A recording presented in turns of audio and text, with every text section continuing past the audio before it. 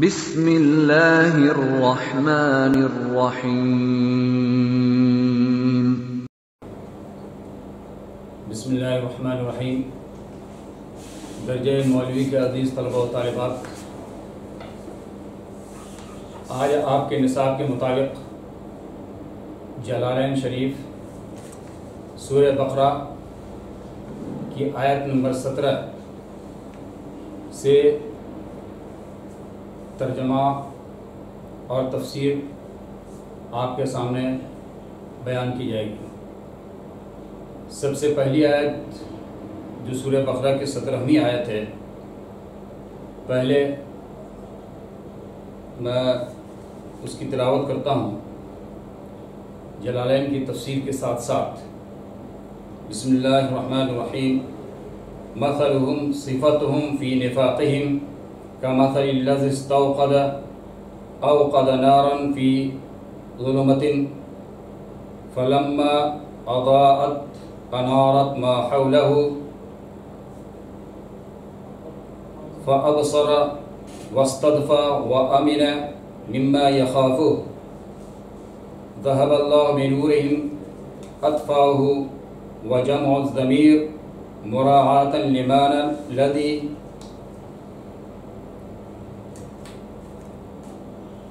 وتركهم في ظلمات لا يبصرون ما حولهم متحيرين عن الطريق خائفين فكذلك هؤلاء آمنوا بإظهار كلمة الإيمان فإذا ماتوا جاءهم الخوف والعذاب هم صم عن الحق فلا يسمعونه سماع قبول بكم عن الخير فلا يقولونه عمي عن طريق الهدى فلا يرونه فهم لا يرجعون عن الضلالة۔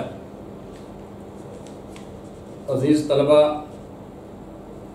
اس آیت میں اللہ تبارک تعالیٰ نے منافقین کے اوصاف بیان فرمایا ہے۔ آپ کو میں نے اس سے پہلی والی تفسیر میں آپ کو یہ بات بتائی تھی کہ منافق کس کو کہتے ہیں۔ منافق اس کو کہتے ہیں کہ جس کا ظاہر کچھ ہو اور باطن کچھ ہو، یعنی ظاہری طور پر تو وہ حضور صلی اللہ علیہ وسلم اور ایمان والوں کے سامنے ایمان ظاہر کر رہے ہوں اور باطنی طور پر ان کے دل میں کفر چھپا ہوا ہو، ایسے لوگ منافق ہیں۔ ان کی مثال اور ان کے صفات کو بیان کرتے ہوئے اللہ رب العزت بیان فرماتے ہیں، مثلہم، ان لوگوں کی مثال، یا اے صفتہم فی نفاقہم، ان کے نفاق کی صفت، کمثل الذی استوقد، اس شخص کی طرح ہے جو کہ آگ جلائے، نارا فی ظلمۃ، آگ تاریکی میں جلائے، فلما اضاءت انارت ما حولہ، پھر جب وہ آگ اپنے ارد گرد کو روشن کر دے، فابصر، تو اس کی روشنی میں وہ لوگ دیکھنے لگے، وامن مما یخافہ، اور اس چیز سے مطمئن ہو جائیں جس کا وہ خوف ہے، خوف محسوس کرتا ہو۔ یعنی تاریکی کی وجہ سے انسان جن چیزوں کا خوف محسوس کرتا ہے، جب وہ تاریکی چھٹ جاتی ہے اور روشنی آ جاتی ہے تو آدمی ان خوف سے اور ان دہشت سے آدمی مطمئن ہو جاتا ہے اور اس روشنی کی وجہ سے انسان دیکھنے لگتا ہے۔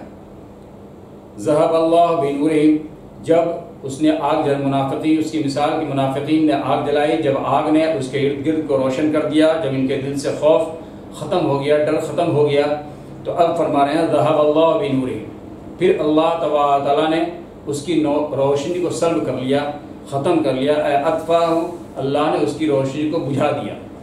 وجمع الضمیر مراعاۃ لمعنی الذی، اب یہاں یہ بتا رہے ہیں ذہب اللہ بنورہم، یہ کہہ رہے ہیں کہ الذی تو واحد ہے، لیکن یہاں کہا جا رہا بنورہم کہ ان کے نور کو، ان کی روشنی کو اللہ نے بجھا دیا۔ ہم جو ہے جمع کا صیغہ لایا جا رہا ہے، حالانکہ الذی واحد ہے، تو اسی کا جواب صاحب جلال دے رہے ہیں کہ جمع الضمیر مراعاۃ لمعنی الذی کے معنی کی رعایت، کہ الذی ٹھیک ہے لفظ واحد ہے لیکن معنی جمع ہے، اس کے معنی کی رعایت کرتے ہوئے یہاں اللہ تبارک تعالیٰ نے بنورہم کہا۔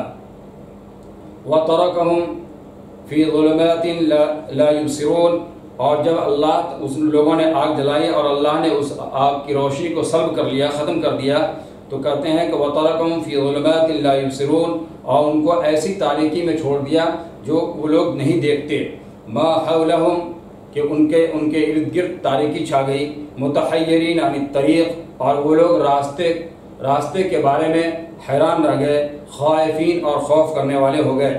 فَكَذَلِكَ، اب یہ کہہ رہے ہیں کہ ایسے ہی یہ منافق کی مثال ہے کہ فَكَذَلِكَ هَؤُلَاءِ آمِنُوا، ایسے ہی منافقین کی مثال ہے کہ یہ ایمان لائے، بِإِظْهَارِ كَلِمَةِ الْإِيمَانِ، ایمان کے کلمے کو ظاہر کر کے، فَإِذَا مَاتُوا جَاءَهُمُ الْخَوْفُ وَالْعَذَابُ، اور جب ان کے موت کا وقت آ جاتا ہے، جب یہ مرنے لگتے ہیں تو ان کے سامنے پھر خوف آ جاتا ہے اور اللہ کا عذاب سامنے آ جاتا ہے، اس لیے کہ ان لوگوں نے تو حقیقت میں ایمان قبول نہیں کیا ہے، ظاہری طور پر انہوں نے اپنے ایمان کو دکھایا ہے اور یہ کہا ہے کہ میں ایمان والا ہوں، لیکن دل میں کفر چھپا ہوا ہے، اس لیے جب ان کی موت کا وقت آتا ہے تو خوف اور اللہ کا عذاب انہیں ستانے لگتا ہے۔ ٹھیک اسی طریقے سے اس نے تاریکی میں آگ جلائی، اللہ نے اس کی روشنی کو جب وہ دیکھنے کے قابل ہوا، اس میں چلنے کے قابل ہوا، تمام خوف سے وہ مطمئن ہو گیا، تو اللہ نے پھر اس روشنی کو سلب کر لیا، تو پھر وہی خوف وہی ڈر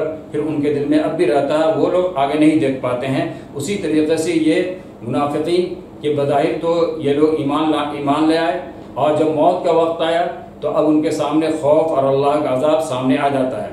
ہم صم عن الحق، اب ان منافقین کی صفت یہ بیان کر رہے ہیں کہ یہ حق سے بالکل بہرے ہیں، لا یسمعونہ، یعنی حق بات کو سنتے نہیں، اور وہ کیسے نہیں سنتے، یعنی سماعت قبولیت سماعت، یعنی ایسے راستے سے کہ جس کے ذریعے سے وہ حق کو اپنے اندر ہضم کر سکیں اور حق بات کو وہ سننے کی اپنے اندر صلاحیت پیدا کریں، تو وہ حق بات کو نہیں سنتے۔ سماع قبولیت کی سماعت، ایسا سننا جس پر وہ عمل کرنے والے بھی بنیں، اس نیت سے، عمل کے جذبے سے وہ اس کو نہیں سنتے۔ بکمن خرسن عن الخیر، اور وہ لوگ گونگے ہیں حق بات سے، یعنی فلا یقولونہ، وہ لوگ حق بات نہیں کہتے ہیں، اس اعتبار سے چونکہ حق بات نہیں کہتے، اس اعتبار سے وہ گونگے ہوئے، اور حق باتوں کو قبولیت کی سماعت سے نہیں سنتے، اس لیے ان کو سمون کہا گیا کہ وہ لوگ بہرے بھی ہیں۔ عمیون، وہ لوگ اندھے ہیں، کس اعتبار سے؟ عن طریق الہدی، کہ ہدایت کے راستے سے اندھے ہیں، فلا یرونہم، وہ لوگ ہدایت کے راستے کو نہیں دیکھتے، فہم لا یرجعون، اور یہ لوگ لوٹنے والے نہیں ہیں، عن الضلالہ، ضلالت اور گمراہی سے، ہدایت کے راستے کی جانب اب یہ لوگ لوٹنے والے بھی نہیں ہیں۔ اس کے بعد دوسری مثال ان لوگوں کی یہ دی گئی، او مثلہم کصیب، یا ان منافقین کی مثال ایسی ہے جیسے کہ آسمان سے بارش ہو، آسمان سے بارش نازل ہو، او مثلہم کصیب، یا ان کی مثال اس بارش کی طرح ہے جو آسمان سے ہو۔ اب یہاں یہ کہہ رہے ہیں کہ اصحاب المطر، یعنی بارش والوں کی طرح ہے۔ وَأَصْلُهُ صَيْبٌ مِّن صَابَ يَصُوبُ، یہاں پر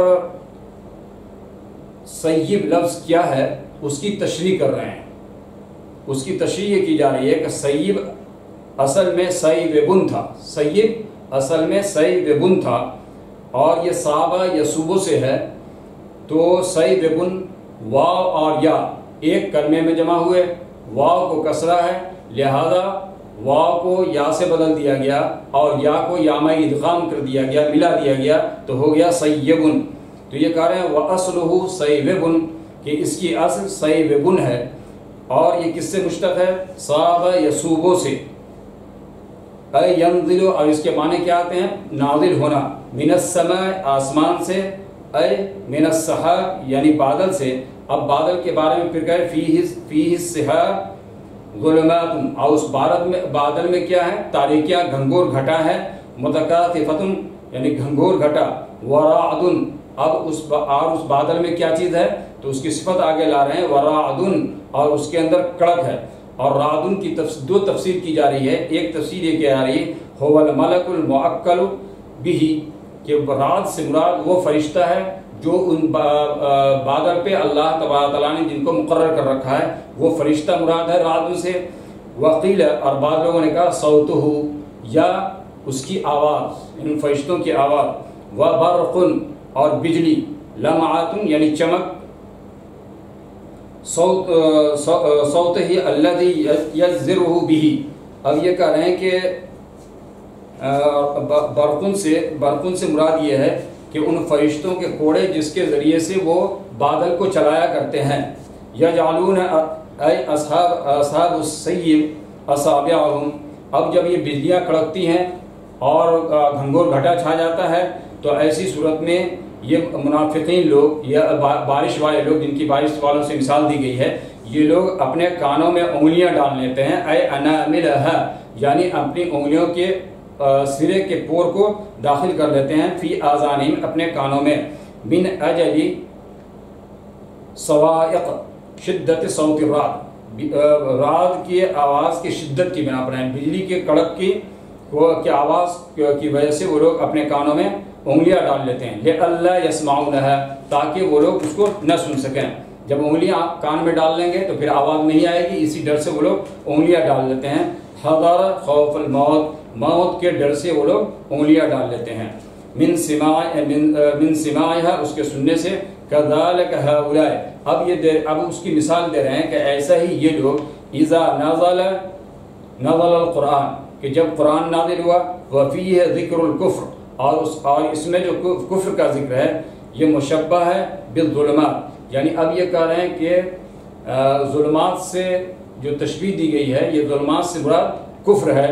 اور والوعید علیہ اور اس پر جو وعید ہے یعنی کفر پر جو وعید ہے اس کو تشبیہ دیا جا رہا ہے کس سے؟ بالرعد. یعنی وعید کی رات کو یہ وعید بطور وعید کے جو تشبیہ دی جا رہی ہے وہ رات سے. والحجج بینہ اور واضح دلائل جو ہیں اس کو تشبیہ دیا جائے برق سے. یعنی اللہ تبارک تعالیٰ کے واضح دلائل کیا ہیں؟ وہ برق ہیں، وہ بجلیاں ہیں. یصدون اذانہ اب یہ کہتے ہیں کہ وہ لوگ اپنے کانوں کو بند کر لیتے ہیں. کیوں؟ لئلا یسمعوہ تاکہ وہ لوگ اس کو نہ سنیں. اور جب اس کو سنیں گے نہیں فیمیلوا الی الایمان کہ وہ ایمان کی جانب ان کا میلان نہ ہو، ایمان کی طرف نہ آ جائیں. وترک دینہم اور اپنے دین کو چھوڑ نہ جائیں. وہ ہوگا عندہم موت. اب یہ کہہ رہے ہیں کہ اگر کفر کو چھوڑ کر کے ایمان کی جانب چلے جائیں گے تو یہ ان کے نزدیک موت سے اس کو تعبیر کیا جاتا ہے. وہ ہوگا عندہم موت اور یہ ان کے نزدیک موت ہے. واللہ محیط بالکافرین اور اللہ تبارک تعالیٰ کافروں کا احاطہ کیا ہوا ہے. یہ یعنی علم کے اعتبار سے بھی، قدرت کے اعتبار سے بھی اللہ تبارک تعالیٰ ہر اعتبار سے ان لوگوں پر قادر ہے اور ان کا احاطہ کیا ہوا ہے. اللہ تبارک تعالیٰ ان کو چھوڑے گا نہیں، یعنی اللہ تبارک تعالیٰ کے یہاں اس کو عذاب مل کر رہے گا. یکاد یقرب البرق قریب ہے کہ وہ بجلی اس کو پکڑ لے. یخطف ابصارہم اور ان کی روشنی کو سلب کر لے. کلما اضاء لهم مشوا فیہ. اب یہ کہتے ہیں کہ جب یہ روشنی بجلی کڑکتی ہے تو اب پھر مثال دے رہے ہیں کہ جب بجلی کڑکتی ہے تو پھر وہ لوگ اس میں چلتے ہیں. کلما اضاء لهم جب یہ روشنی اس میں ہوتی ہے، مشوا فیہ تو لوگ اس کو اس میں چلتے ہیں. جب روشنی ہوتی ہے تو اس میں چلتے ہیں. اے فی ضوئہ اس کی روشنی میں. وَإِذَا أَظْلَمَ عَلَيْهِمْ اور جب ان پر تاریکی چھا جاتی ہے تو قاموا پھر یہ لوگ کھڑے ہو جاتے ہیں. وقفوا اے لوگ ٹھہر جاتے ہیں، رک جاتے ہیں، کھڑے ہو جاتے ہیں. تمثیل قرآن من الحجج قلوبہم یعنی ان کی مثال دی جا رہی ہے قرآن سے جو دلائل بیان کیے گئے ہیں اس کی مثال دی جا رہی ہے کہ یہ لوگ قرآن سے ان دلیلوں کو تو مانتے ہیں جو ان کے خواہش کے مطابق ہوتی ہے. تصدیق بما سمعوا جو ان کو سنتے ہیں اور جو ان کے خواہش کے مطابق ہوتی ہے اس کو تو مان لیتے ہیں. اور وفیہ مما یحبون جو ان کی مرضی کے مطابق ہو، ان کے پسند کے مطابق ہو. ووقوفہم اما یکرہون اور جو ان کو پسند نہ ہو، جو ان کے خواہش کے موافق ہو تو اس سے وہ توقف اختیار کرتے ہیں. فلو شاء اللہ لذهب بسمعهم اگر اللہ چاہے تو ان کی روشنی کو لے لے، بمعنی اسماعیم یعنی ان کے سننے کی صلاحیت کو اللہ لے ختم کر لے. وابصارہم اور ان کی ظاہری دکھانے کو جو آنکھ سے جو دیکھتے ہیں اس دکھاوٹ کو بھی اللہ ختم کر لے، ان کی بینائی کو اللہ سلب کر لے. کما ذهب بالباطن جیسا کہ اللہ تبارک باطن کے اعتبار سے اس کو لے لیا. یعنی جس طریقے سے ان کا دل مردہ ہو چکا ہے کہ وہ ایمان کو ظاہر کرتے ہیں اور کفر کو چھپائے ہوئے ہیں، اور اس طرح سے اللہ تبارک تعالیٰ نے گویا کہ ان کے دلوں پر مہر لگا دی ہے، باطن کو خراب کر دیا ہے۔ اسی طریقے سے اگر اللہ چاہے تو ان کی ظاہری آنکھوں کی بینائی کو بھی سلب کر لے، اور ظاہری سننے کی جو صلاحیت ہے، جو صفت ہے، اس کو بھی وہ ختم کر دے۔ ان اللہ کان علی کل شیء قدیر، اور بے شک اللہ تبارک تمام چیزوں پر قادر ہے۔ یعنی یہ آیت یا آخر میں یہ بتا کر کے منافقین کو تنبیہ کرنا چاہتے ہیں کہ اللہ تبارک تمام چیزوں پر قادر ہے۔ اللہ تبارک چاہے گا تو ان کی بینائی کو بھی سلب کر سکتا ہے، آنکھوں کے سننے کی صلاحیت کو بھی ختم کر سکتا ہے۔ اس لیے منافقین کو چاہیے کہ وہ راہ راست پہ آئے، ہدایت کے راستے پہ آئے۔ عزیز طلبہ، آج کا سبق اتنا ہی، بقیہ آئندہ انشاءاللہ۔